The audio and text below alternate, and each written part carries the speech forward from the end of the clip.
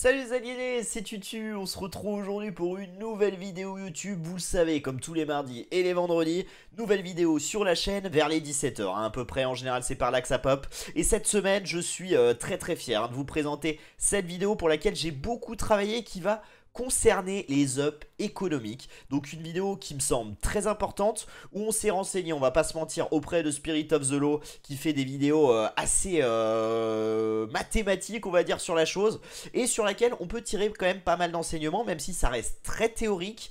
En pratique, il y a quand même beaucoup de choses à en tirer pour comprendre à quel moment faire des ups économiques, pourquoi c'est mieux là en fonction de la stratégie. Donc cette vidéo là, j'espère qu'elle vous plaira, j'espère qu'elle vous aidera, que vous appréhenderez mieux cet aspect du jeu et que vous apprendrez des choses ou consoliderez certains savoirs. En tout cas, l'objectif, il va être de parler de chaque up, savoir à peu près à quel moment c'est bénéfique, à quel moment c'est le plus intéressant de le faire, en fonction des situations rencontrées. Donc voilà, on va essayer de ne pas être trop barbant, d'aller à l'essentiel, contrairement à Spirit of the Law qui rentre vraiment dans le détail. Nous, on va essayer d'être un petit peu plus direct, plus percutant et d'enchaîner un peu rapidement pour que vous ayez en tête à quel moment mieux faire les choses. Donc bon, bref. On va pas épiloguer 1000 ans parce qu'à mon avis on a beaucoup de choses à dire. Donc on va s'équiper, on va partir sur le jeu et bien évidemment on va parler de tout ça. En tout cas bien évidemment je compte sur vous pour vous abonner à la chaîne hein, si ça vous plaît et mettre un pouce bleu hein. Donc vous le savez hein, cette petite rengaine que je vous dis à chaque fois. Bref, on change d'écran et du coup on part sur les premières ups économiques et on va commencer avec les ups du bois puisque c'est souvent celui qu'on va devoir faire en premier lieu. Alors, concernant les ups du bois, les amis, on aura du coup le premier qui s'appelle hache à double tranchant qui se débloquera du coup à l'âge féodal. Et donc cet up là coûte 100 de nourriture, 50 de bois, n'est pas très long à faire et va être très intéressant et très rentable. Puisque cet up du bois, si vous avez une douzaine de villageois comme on peut avoir par exemple dans un recherché, il va se rentabiliser en l'espace de 3 à 4 minutes. Ça veut dire en 3 à 4 minutes de jeu, ce qui va très vite. Par exemple, on a tendance à le faire vers la 10e minute, on va dire, à peu près aux alentours. Au bout de moitié sur le chemin du château, donc mi-féo, va être déjà rentable. Vous allez avoir un excédent de bois par rapport au fait que si vous ne l'aviez pas fait. Donc autant vous dire que c'est très rentable. Alors forcément si vous avez un petit peu moins de bûcherons, ça va prendre un peu plus de temps.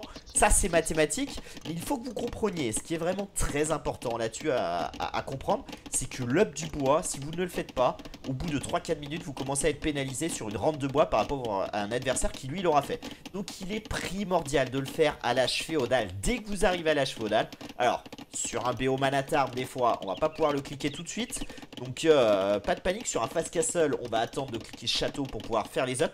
Et ce qu'il faut que vous ayez en tête, c'est vraiment cette up là, si vous l'oubliez c'est une catastrophe, vous allez être pénalisé tout du long de la partie. Donc ça c'est le premier up du bois. Concernant le second, c'est à peu près le même tarif. C'est un petit peu plus cher, on va pas se mentir, mais on a une économie qui est un petit peu plus développée et qui va nous permettre ce coup-ci d'avoir 20% de bois plus rapidement. Donc c'est vraiment très important de le faire.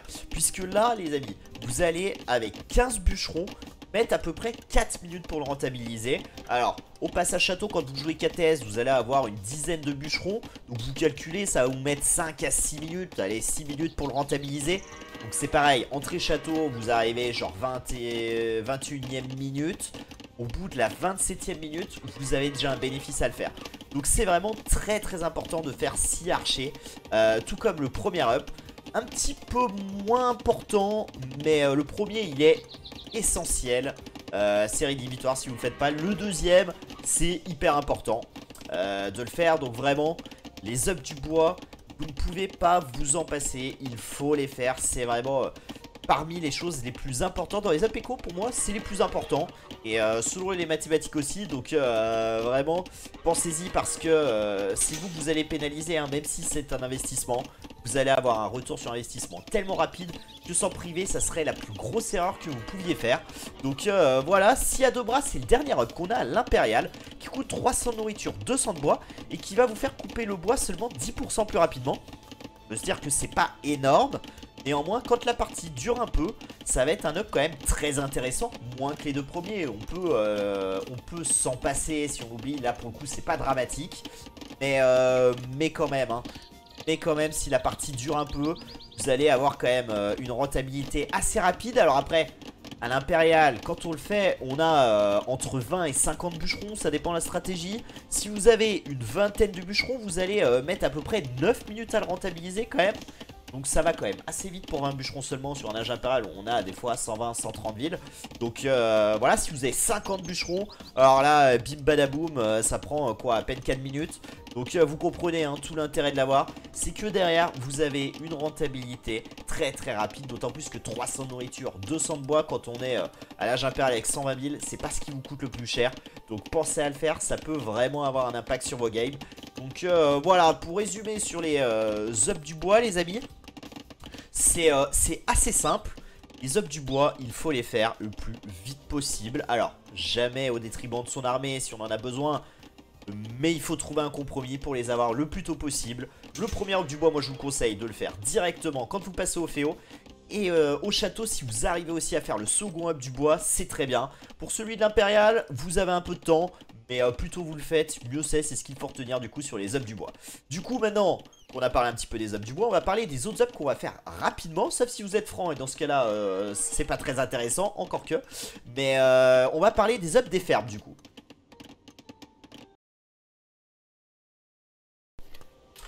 Concernant les ups des fermes, alors la réflexion du coup n'est pas la même pour les ups des fermes. C'est pas tout à fait la même chose, c'est pas une accélération de la rentabilité de vos fermes. C'est pas comme ça qu'il faut le voir, puisque quand on lit, les fermes produisent 75 de nourriture en plus et durent plus longtemps avant de devoir les reconstruire. En fait, quand vous créez une ferme, vous allez avoir un taux de nourriture au départ d'une certaine somme. Donc je crois que c'est 160 si on dit pas de bêtises. Donc on va revérifier ça, mais je crois que c'est ça. Et en tout cas le premier up des fermes va vous rajouter 75 de nourriture en plus. La ferme coûte toujours le même prix, 60 de bois. Donc 175 de bouffe au start. Donc pour 60 de bois. Donc c'est très rentable. Si vous faites la première up des fermes, du coup vous allez rajouter à ça 75. Donc elles vont passer donc de 175 à 250. Donc ce qui veut dire que ça n'aura pas d'impact immédiat. Ça aura un impact sur la reconstruction de la ferme. Et donc sur ça, sur le fait qu'elle reste plus longtemps en vie. Et du coup c'est très intéressant puisque vous allez le voir sur la construction de cette ferme. Puisque la première up vient de passer. Donc 250. Vous aurez un impact un petit peu plus tard dans la partie puisqu'il ne faudra pas la refaire tout de suite. Donc ça c'est quand même intéressant, c'est de l'économie de bois qui interviendra plus tard. Donc la réflexion sur les fermes, c'est plutôt de se dire que le fait d'avoir du coup fait cette première up, ça va retarder la reconstruction d'une nouvelle ferme. Donc la première up, elle va vous faire gagner à peu près 4 minutes avant de refaire la ferme. Donc 4 minutes, c'est pas anodin. C'est quand même intéressant puisque en général, les premières fermes, vous les faites à l'entrée Féo. Donc on va dire 10e minute à peu près. Et du coup, ça va durer quand même, on va dire... elles vont tenir 8 minutes à peu près avec 175 de bouffe. À peine plus quand même, hein, je pense entre 8 et 9 minutes. Donc 8 et 9 minutes vers la 10-12e. En fait, c'est au moment où vous allez souvent passer château. Donc si vous ne le faites pas, au passage château, vous allez devoir refaire vos fermes si vous jouez notamment KTS. Donc ça veut dire, si vous refaites vos fermes, pourquoi pas. Néanmoins, si vous refaites vos fermes à ce moment-là, c'est peut-être un TC qui va sauter pour un joueur KTS. C'est peut-être une université qui va sauter pour un joueur archer. Donc d'où l'intérêt quand même de la faire assez tôt. En général, on aura plutôt tendance, hein, côté joueur KTS, à la faire le plus tôt possible. En général, quand on arrive Féo, on clique l'up du bois et on clique l'up des fermes. Tandis que le joueur archer, lui, va parfois le cliquer un peu plus au clic château pour ne pas retarder justement ce passage château. Donc ça dépend. Ça dépend aussi dans quelles conditions vous arrivez au Féo. Ça dépend de votre banque. Mais encore une fois, plus tôt vous le faites, plus vous économiserez de bois plus tard. Donc c'est quand même très intéressant. Petit point technique quand même sur les fermes. L'up, lorsque vous le lancez, si votre ferme est lancée avant, c'est pas très grave. L'important c'est que votre up des fermes soit fait avant que votre ferme soit finie. Il sera pris en compte dans ce cas là. Si votre ferme se termine avant l'up, ça c'est logique, vous n'allez pas avoir ce bonus. Donc, à savoir qu'une ferme va un petit peu moins vite à se faire que la première up des fermes. vous pouvez vous permettre de lancer l'up des fermes et de faire vos fermes derrière. Et normalement, elle devrait bénéficier de ce premier up là. Concernant le deuxième up des fermes, alors là, ça va avoir un autre impact. Il est très intéressant ce deuxième up des fermes parce que souvent les joueurs ronchignaient à le faire, alors que les fermes produisent 125 de nourriture en plus. Donc elles durent encore une fois un peu plus longtemps avant de devoir les reconstruire. Et surtout, les fermiers portent plus 1 de nourriture à chaque voyage. Donc là, il y a une dimension quand même de rentabilité qui rentre en ligne de compte. C'est que votre villageois, là, il porte au maximum, on va le voir, 10. Il dépose. Là, une fois que vous aurez cette up là, ils vont porter 11. Et mine de rien, porter 11, c'est très intéressant. On rappelle que les Aztèques portent 3 de plus. Et ça donne déjà un bel up économique. C'est vraiment très rentable. Donc cette up là des fermes va vous permettre de faire durer vos fermes plus longtemps, de devoir les refaire donc bien plus tard. Et en plus de ça, va améliorer la rentabilité de votre up, de votre économie de ferme. Donc c'est vraiment très intéressant. Donc là, en général, ça vous fait gagner à peu près 6 minutes une fois que l'up est fait sur la refonte des fermes. 6 minutes, c'est quand même intéressant, c'est quand même pas déconnant. Donc je vous encourage à le faire. Au contraire, l'alternance des cultures, qui, on va pas se mentir, est un up qui coûte, qui va vous permettre d'avoir 175 de nourriture en plus. Où là, vous ne portez pas plus de nourriture. Donc c'est quand même un petit peu moins intéressant. Et surtout, là, vous allez le rentabiliser très tard. Donc 250 de nourriture, 250 de bois, c'est quand même un investissement. Là encore, c'est quand même pas donné, mais on est à l'âge impérial, donc avec une économie plus forte. Et quand même, du coup, là, on va mettre 7,5 minutes à rentabiliser la ferme. En tout cas, à reporter, pas rentabiliser, mais à reporter la reconstruction de la ferme. Donc en late game, ça dure très longtemps, c'est très bien. Si vous êtes sur une partie normale, ne pas le faire, c'est pas du tout grave. Si vous avez un petit peu d'excédent, faites-le. Si vous n'en avez pas, ne le faites pas. C'est vraiment pas très grave. C'est pas comme s'il y a deux bras où vraiment il y a un intérêt quand même très intéressant à faire. Là, si vous le faites, tant mieux. Si vous le faites pas, c'est pas si pire. Donc voilà. Je pense que c'est principalement ce qu'il faut retenir concernant les ups des fermes. Donc les ups des fermes, le premier et le deuxième, ils sont quand même assez importants. Le troisième, intéressant, mais pas indispensable. Donc en fonction de la stratégie que vous faites, voyez si vous le faites ou pas. Je vous conseille fortement de le faire quand même avec les KTS, notamment si vous faites un scout rush. Donc voilà, ça c'est mon conseil. Et après, encore une fois, à vous de voir. Maintenant, du coup, on a parlé bois, on a parlé bouffe. Bien évidemment, on va parler des ups des mineurs. Let's go. Concernant les ups des ors, les amis, là, on va avoir, du coup, mine d'or qui va coûter 100 nourriture et 75 de bois. Les villageois exploitent les mines d'or 15% plus rapidement. Donc là, le calcul est assez facile. Si vous avez à peu près, comme ici, 7 à 8 mineurs d'or, vous allez mettre à peu près 8 minutes à le rentabiliser. Les mineurs d'or, en général, on les met plutôt sur la fin féodale si on joue, si on veut partir sur un play KTS. Si on joue archer, bien évidemment qu'à l'entrée féo, on va déjà en faire. Pour autant, faire l'up de l'or à l'entrée féo quand vous jouez archer, ça n'est pas très intéressant puisque vous allez quand même mettre 7 à 8 minutes en fonction du nombre que vous mettez. Mais souvent quand vous jouez archer, vous allez en mettre 3 pour ouvrir. Vous allez monter jusqu'à 7-8 villageois sur l'or. Donc vous allez mettre très longtemps à le rentabiliser. Et du coup ça va retarder votre âge des châteaux. Là où justement avec une masse d'archers, l'important c'est d'avoir les techs, c'est d'aller chercher crossbow, d'aller chercher le plus 2. Donc cette up des châteaux qui va donc pour, comme je le disais, 7 à 8 villageois mettre 8 minutes. On va plutôt aller investir cette up à peu près quand on clique château. On va aller chercher ces techs là. C'est vraiment très important, ça va vous permettre du coup de le rentabiliser quand même assez vite. Puisque vous allez, on va dire en 20 minutes château à peu près. Et du coup vous allez l'obtenir à la 28e minute, un intérêt là-dessus.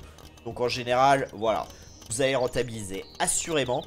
Mais par contre ne le faites pas trop tôt. Ça c'est vraiment ce qu'il faut que vous ayez en tête. C'est vraiment essentiel. Concernant puits de forage, là le débat est autre.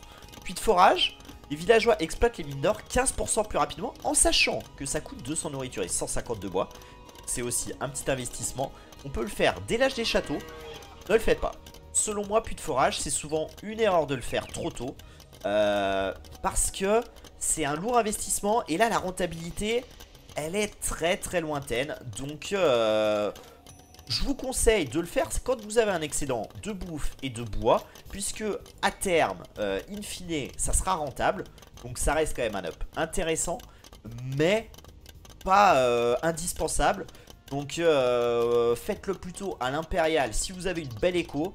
Parce qu'avant quand même 200 de bouffe, 150 de bois, c'est quand même pas donné. Vous avez peut-être d'autres choses à prioriser. Si vous voulez une meilleure rentabilité sur votre or, faites comme ici. Mettez plusieurs camps de mineurs, ça coûte moins cher, ça permet à vos villageois de mieux travailler, de moins se croiser. Et ça pour le coup ça coûte que 100 de bois. Donc je trouve ça plus intéressant. Donc voilà, concernant puits de forage, c'est intéressant. Néanmoins, c'est pas toujours pertinent. En tout cas, c'est rarement pertinent de le faire trop tôt. Donc trouvez votre timing et si vous ne le faites pas encore une fois, c'est pas très grave pour celui-ci. Par contre la première up de l'or, je veux que vous le fassiez sur la transition château. Je pense que c'est souvent là qu'il est le plus intéressant à faire. Donc voilà pour l'or. Concernant la pierre, on va en discuter. Mais concernant la pierre, ok bon, j'ai un peu gratté pas mal de pierres là sur la map. Mais concernant la pierre, c'est quand même intéressant puisque on a la même chose que pour l'or. Les villageois qui extraient 15% plus rapidement la pierre. Donc 100 de bouffe, 75 de bois. C'est un peu le même raisonnement que pour l'or. Vous allez mettre les mêmes délais pour le rentabiliser. Donc à peu près 8 minutes si vous avez 7-8 villageois dessus. Quand on prend de la pierre, des fois on en met plutôt le double. On en met une quinzaine à le récupérer. Donc là vous allez rentabiliser en 3-4 minutes. Donc autant le faire, c'est pratique, ça coûte pas si cher que ça. Et ça va avoir un vrai bénéfice. Donc encore une fois, c'est indépendant aussi de la façon dont vos villageois travaillent autour de cette pierre.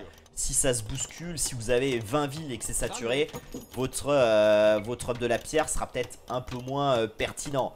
Et ça, c'est comme l'économie de base.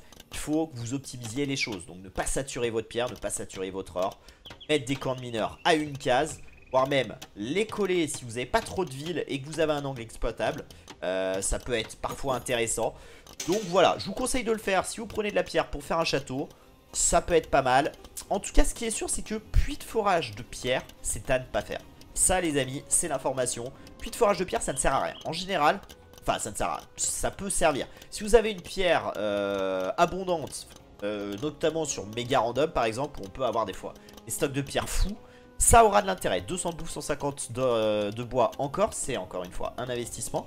Donc voilà. Donc en général c'est quasiment jamais rentable. Donc je vous déconseille de le faire. Même si dans certains cas ça peut avoir son intérêt. Si vous devez drop castle rapidement, que vous voulez avoir de la pierre très très vite, ça peut peut-être se discuter. Encore que vous allez bombarder de villes dessus, ça va pas très bien se faire. C'est 200 de bouffe, 150 de bois que vous auriez pu mettre ailleurs. Et après en général quand vous avez votre château, et ben cette up là ne sert plus à rien. Donc moi globalement je vous déconseille de le faire. Je trouve que c'est un investissement inutile. Priorisez-le ailleurs, ça sera pas une erreur de pas le faire. Et je pense que dans la plupart des cas le faire est une erreur. Donc ça c'est mon petit conseil les amis. Mon conseil sur la pierre: ne faites pas l'up de la pierre. En tout cas pas le dernier, puisque le premier reste intéressant. Le dernier pour moi ça n'en vaut pas la chandelle. Donc voilà. Bref, maintenant qu'on a parlé bois, ferme, on a parlé minerai, on va parler d'un up qui est très intéressant. On va parler des brouettes et des charrettes à bras. Parce que ça, je le sais, il y a beaucoup de discussions autour de ce sujet. Est-ce qu'on fait brouette avant de cliquer féo? Est-ce qu'on le fait avant de cliquer château, pardon? Est-ce qu'on le fait charrette à bras à l'impérial? Comment ça marche? Comment ça fonctionne? Juste après.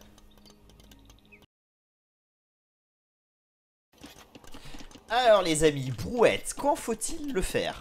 Brouette, le cas est assez spécifique parce que la réflexion n'est pas tout à fait la même que les autres. Brouette, il faut prendre en compte qu'on est sur le TC pour faire brouette. Brouette qui a déjà un coût. Déjà, combien coûte brouette? 175 de nourriture et 50 de bois. Alors, 175 de nourriture, 50 de bois, c'est pas si excessif, mais c'est quand même un investissement. Qu'est-ce que ça permet? Eh ben écoutez, brouette c'est très intéressant parce que ça permet à ce que vos villageois travaillent plus efficacement comme il y est écrit. Ça va permettre de se déplacer 10% plus rapidement et en transportant 25% de ressources en plus. Donc ça veut dire que si vous portez 10 de bois, vous allez pouvoir emporter 12 ennemis. Donc ça va être très intéressant. Ça va être très intéressant parce que forcément ça va faire augmenter la rentabilité de votre économie globalement. Pour autant, pour savoir à quel moment faire brouette, il faut prendre aussi en compte quelque chose d'autre. C'est que brouette, ça va durer quand même à peu près le temps de faire 3 villageois pour pouvoir la produire. Donc 3 villageois, c'est quand même pas rien les amis. 3 villageois, c'est très long.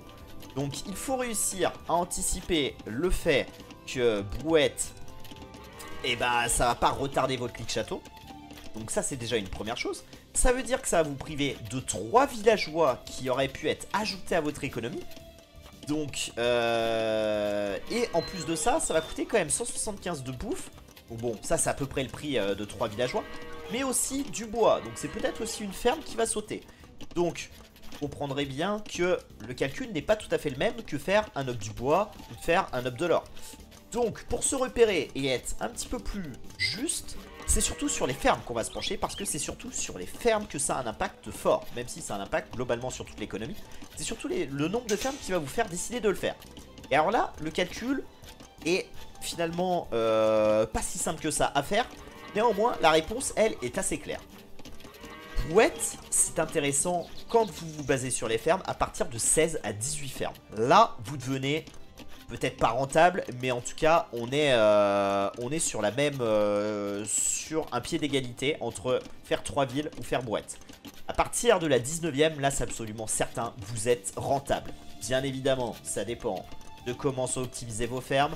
Ça dépend, bien évidemment, aussi du nombre de fermes et si vous êtes berbère, donc, et de votre cible. Mais du coup, voilà, c'est très important. On va se baser plutôt sur le nombre de fermes, notamment quand on fait un play plutôt cavalerie, puisque là on aura tendance à avoir beaucoup de fermes. Donc vous pouvez le faire avant de cliquer château. Si ça ne retarde pas votre château, ça ne sera pas nécessairement une erreur, puisque ça permettra quand même de l'avoir et d'avoir un excellent bouffe, mais vous serez privé de 3 villageois qui auraient pu travailler à l'or et au bois. Donc c'est un calcul, ça dépend comment vous voulez répartir votre économie. Si vous avez plus de 18 fermes, il faut le faire. Il faut le faire parce que ça va être rentable directement. Donc c'est vraiment important. La bonne brouette, en tout cas pour le joueur cavalier, c'est assez simple. C'est le nombre de fermes qui va définir et déterminer les choses. Alors vous allez me dire, et le joueur archer dans tout ça, puisque lui il va mettre pas mal de fermes, mais après il va rester autour d'une dizaine de fermes. Donc vous allez me dire, pendant ad vitam aeternam il fait pas brouette. Et bien non les amis, parce que encore une fois, brouette s'impacte sur toute l'économie. L'économie intégrale, entière. Donc ça va aussi avoir un impact sur vos bûcherons. Ça va avoir un impact sur les mineurs. Alors après, si vous avez optimisé vos camps de mineurs et vos camps de bûcherons, elle aura moins d'impact. Mais on le sait, on doit refaire les camps de bûcherons. Ça commence un petit peu à s'éloigner. On travaille à 2 cases. Et la brouette commence à prendre de l'ampleur. Donc, il n'y a pas de réponse très précise sur la chose. Mais globalement, là où on commence à avoir un intérêt pour un joueur archer qui n'a pas tant de fermes que ça, c'est à partir du moment où on commence à avoir une quarantaine de villageois. C'est à partir de ce moment-là que brouette commence à devenir efficiente et rentable. Alors bien évidemment vos villageois s'entrecroisent, s'entrechoquent, donc ça limite aussi cet impact-là. Et ça, voilà, encore une fois, on ne peut pas le déterminer avant, si ce n'est d'essayer d'optimiser un petit peu et de refaire ses camps de bûcherons régulièrement, comme ses camps de mineurs, quand par exemple ici il n'y en a plus. Donc voilà. Gardez en tête, à partir de 16-18 fermes, c'est ok pour brouette. Ou sinon, si vous avez moins de fermes, c'est à partir d'une quarantaine, entre 40 43 villageois, que ça devient intéressant. Donc mon conseil pour faire brouette, il est aussi simple que celui-ci. Et je vous encourage à le suivre parce que derrière, vous aurez une meilleure rentabilité.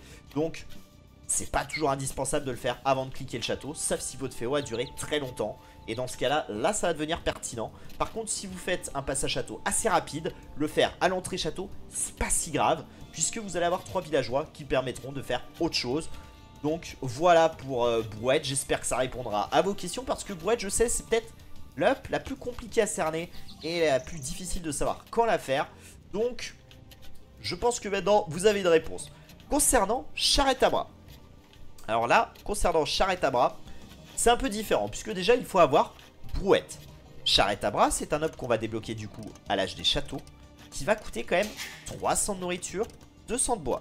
Les villageois travaillent plus efficacement, ils se déplacent 10% plus rapidement et transporte 50% de ressources supplémentaires. Néanmoins, je crois que les villageois sont quand même capés à un certain taux de ressources. Donc vous n'allez pas pouvoir porter des millions. Donc ça réduit un petit peu l'impact de ces 50%. Alors je me rappelle plus combien c'est. Mais en tout cas, ce qu'il faut retenir d'essentiel, c'est que déjà 300 de nourriture, 200 de bois, c'est un coût. Ça peut retarder votre passage impérial. Donc en général, les joueurs vont plutôt le cliquer à l'impérial ou quand vous avez cliqué un P. Ou alors quand le château est très long, on va parfois réussir à le cliquer.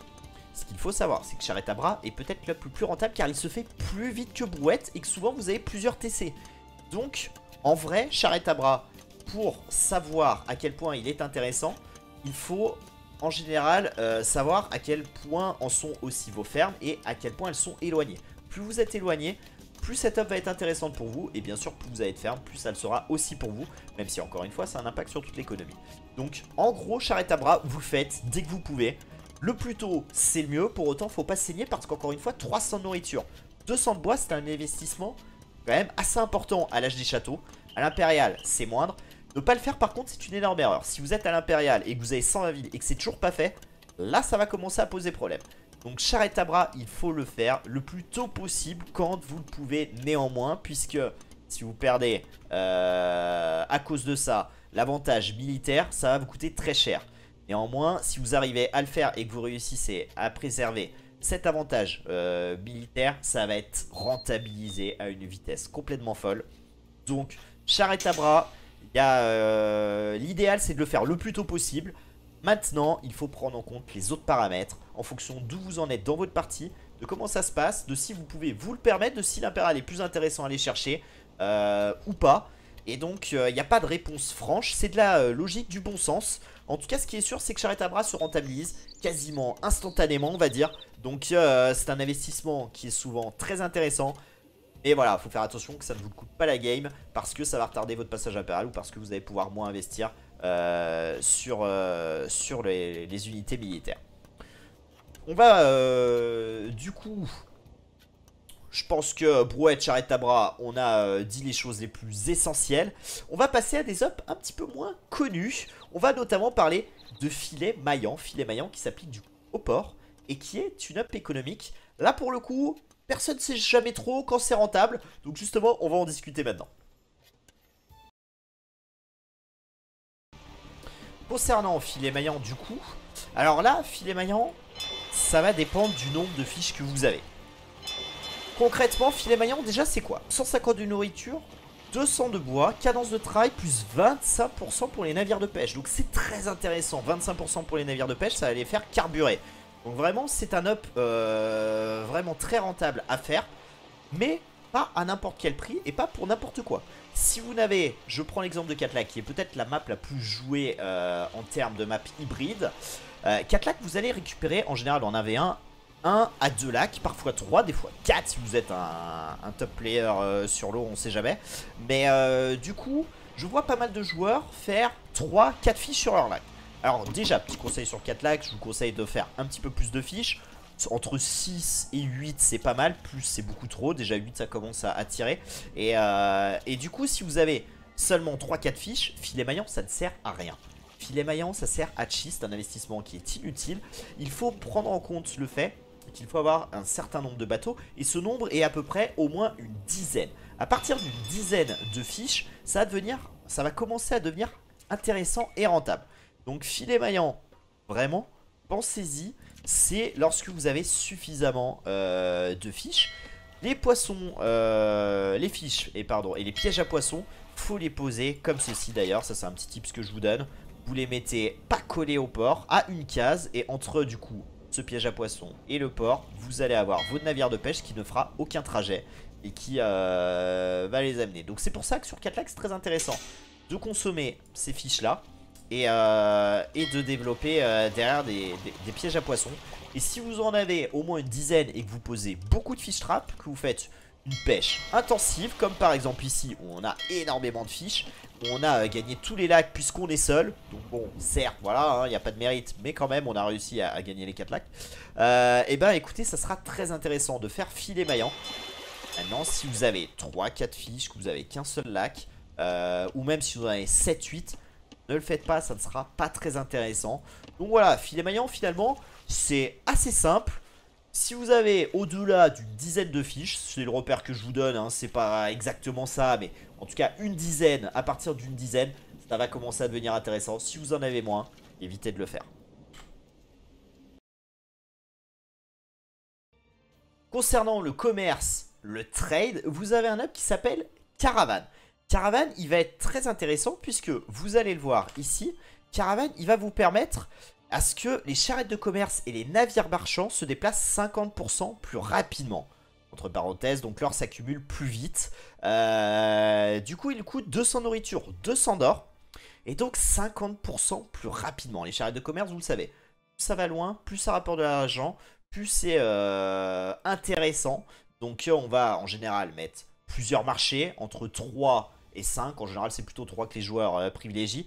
Et on va aller de l'autre côté de la map pour aller faire ce trade là. Donc quand on augmente la vitesse forcément de déplacement de ces charrettes, qui à chaque aller-retour vont vous ramener de l'or, et bah si elles vont 50% plus rapidement, vous allez obtenir 50% plus d'or par ce biais là. Même si c'est pas encore tout à fait vrai, puisque vu qu'elles font un aller, un retour, il y a une petite perte de temps. Enfin bon bref, ça se joue à des détails mais peu importe. En tout cas, ce qu'il faut retenir et ce qui est intéressant, c'est que les charrettes de commerce, déjà, je vois beaucoup de joueurs arriver dans le très late game, ne pas mettre en place les marchés, ça c'est une erreur. Il faut mettre en place les marchés et il faut les mettre de manière abondante. Il faut se dire que les charrettes de commerce, ça remplace vos villageois à l'or. Donc c'est pour ça que vous allez pouvoir tomber votre écho à 80 villes, ça dépend si vous jouez archer ou KTS. Mais vous pouvez tomber votre écho aux 80 villes ou même 70 villes si vous êtes archer. Si vous êtes plutôt 4TS, il faudra quand même conserver quand même un petit peu plus de fermes. Mais il faut vraiment les voir comme des mineurs d'or. Donc il en faut entre 30 et 50 on va dire, ça dépend des situations. Mais aux alentours de 40, en tout cas moins de 30 c'est pas assez. Ça c'est ce qu'il faut retenir en tête si vous êtes vraiment dans le late game et que c'est installé. Il faut mettre des trades avec vos collègues et du coup en avoir bien au moins une trentaine. Donc ça c'est vraiment important. Et donc Caravane, puisque c'est quand même la chose initiale qu'on parle, elle va être très très importante parce que ça va vraiment considérablement augmenter le déplacement de ces unités là. Donc en plus vous voyez c'est pas si long à se faire. Et vous allez vraiment voir l'accélération que ça va vous donner là. Donc autre petit conseil d'ailleurs, puisqu'on y est et qu'on attend le pop de Caravane, sur la route ne mettez rien. Si vous avez des maisons, des bâtiments, détruisez-les pour que la route soit le plus opti possible. Et là vous voyez, hein, c'est plus le même délire, hein. Elles se sont pris un coup de speed et donc forcément ça va vous permettre de rentabiliser au maximum votre marché. Donc Caravane à faire le plus vite possible. Si vous ne le faites pas, c'est une énorme erreur. Vous allez le payer très très cher. Donc j'insiste, Caravane, si vous à faire le plus tôt possible lorsque vous mettez en place le market. En général le market on met début impérial, milieu impérial quand on sent que ça va durer un peu. Donc voilà, ça c'est vraiment très très important. Donc j'insiste, Caravane le plus tôt possible les amis. Donc voilà, je vous ai parlé de tous les ups économiques. Maintenant, on va quand même prendre une petite seconde, une petite minute même, hein, pour parler quand même d'une civilisation un petit peu particulière à ce niveau-là, qui s'appelle du coup les Bourguignons. Les Bourguignons, quand même, il faut un petit peu en discuter parce que les up éco, vous le savez, vont coûter 2 fois moins cher en termes de nourriture. Et en plus de ça, vous allez pouvoir les obtenir un âge plus tôt. Donc les Bourguignons, c'est quand même assez spécifique. Et surtout, ça va rendre vos up économiques encore plus rentables. Donc tout ce qu'on vient de dire, vous allez pouvoir vous dire que ça va être encore plus intéressant et encore plus vite rentabilisé grâce à cette civilisation-là. Pour autant, autant vous allez faire l'up du bois le plus vite possible avec les Bourguignons. L'up des fermes avant de poser vos premières fermes, ça c'est un petit peu une obligation avec Bourguignon. Pour autant vous n'allez pas faire brouette dès l'âge sombre. Ça n'a aucun sens puisque ça ne respecte pas les règles. Même si votre brouette vous la payez 2 fois moins cher, ça ne respecte pas les règles dont on a parlé. 16 à 18 fermes ou plus de 40 villes. Donc brouette, il faudra le faire au ferro, ça je vous le conseille parce que ça coûte moins cher. Donc c'est souvent rentabilisé sur le passage château. Donc faites-la avant le clic château. Et charrette à bras, faites-le quasiment direct dès que vous arrivez dans le château, ça sera toujours intéressant. Donc voilà, ça faut quand même le garder en tête. Même puits de forage devient à la pierre presque intéressant pour les Bourguignons. Donc les up éco des Bourguis, plus tôt vous le faites, mieux c'est, ça c'est vraiment très important. On va pas parler du coup de toutes les autres cifs qui ont des avantages, on va juste dire que Viking, du coup, vous l'avez compris pourquoi c'est aussi fort et pourquoi vous générez autant de nourriture, parce que ça vous donne cet avantage de villageois, puisque eh ben vous n'avez pas à les faire, donc vous allez avoir le temps de faire des villageois pendant que votre adversaire lui recherche Brouette et Charrette à bras. Ça donne quand même, puisque Brouette c'est 3 villageois en termes de temps, et Charrette à bras 2,2 je crois, ça va vous donner quand même 5 villageois d'avance sur la partie.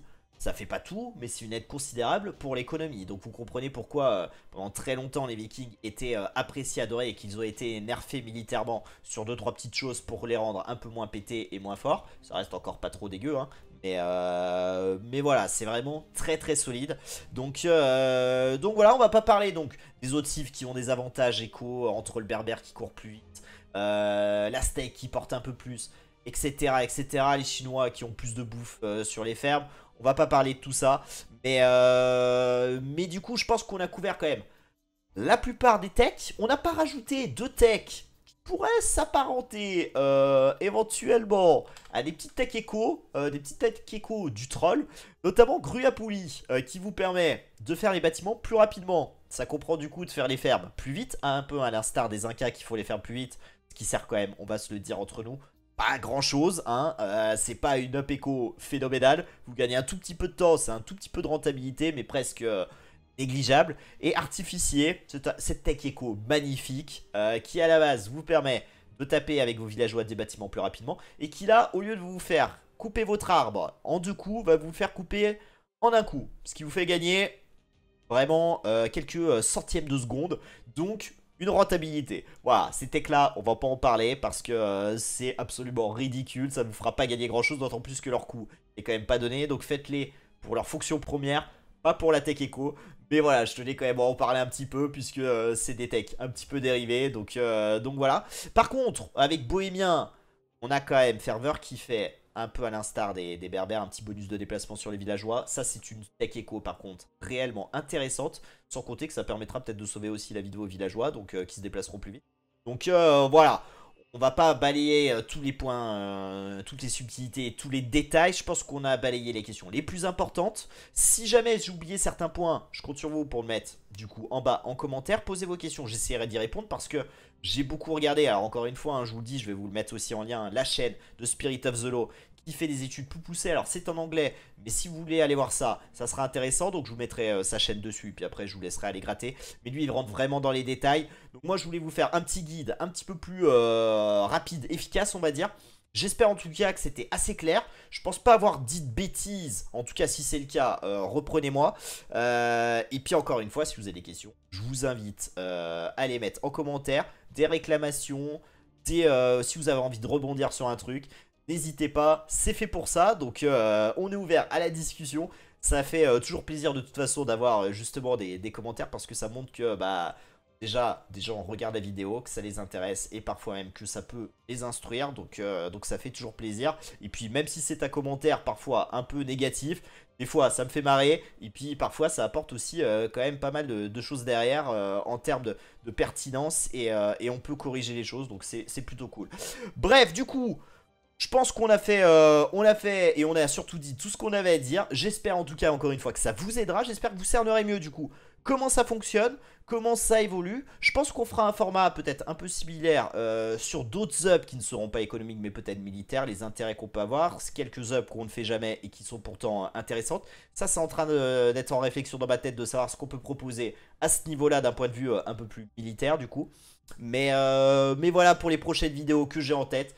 Il y aura encore, comme d'habitude, vous savez, du contenu le mardi et le vendredi. Soyez là. En tout cas, les amis, on va s'arrêter là. Je vais vous donner, du coup, rendez-vous pour une prochaine vidéo. Des bisous et à très vite, les aliénés. Salut à tous. Ciao, ciao.